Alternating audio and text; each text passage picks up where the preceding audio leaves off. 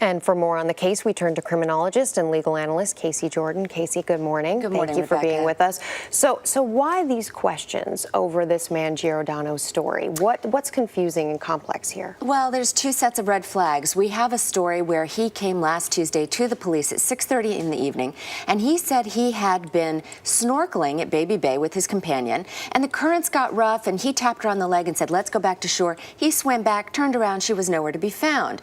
And the interesting thing is, as far as we know, there's no record of having rented snorkeling equipment. There's no idea of where his equipment was. And when he showed up at the police station, he was wearing a shirt, shorts, shoes, and socks. He didn't seem to be a man who had just come out of the water and was completely panicked. We have no witnesses at all who saw them snorkeling in that location. He also has this dark history of violence behind him. Exactly. So you have then, we look into Mr. Giordano and we find out that he has had an order of protection against him.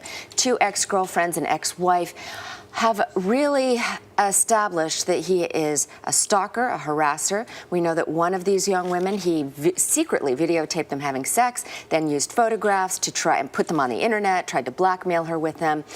His ex-wife says that he struck their son to the ground. So he appears to be a person with anger, control issues. People who know him best say he has a short fuse and he snaps easily. Yeah, earlier this week on the early show, we had Robin's closest friend say that before she went away with this man, even she said that there were concerns about her spending time alone with him. Yeah, I met Christina as well and talked to her, and she said two interesting things.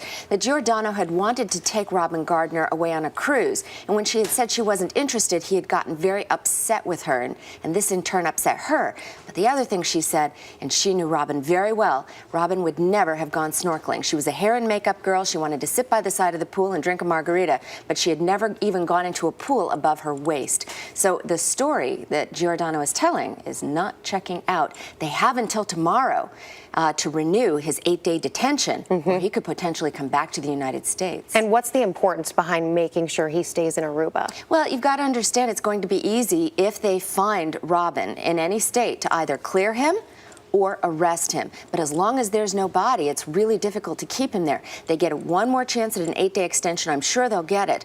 But they're really trying to get enough evidence to arrest him. Once he comes back to the United States, it will become very sticky and complicated if they find Robin to get him back there if they want to file charges after the fact. Such a good point, Casey Jordan. As always, we appreciate your insight into all of these things. Great to be here.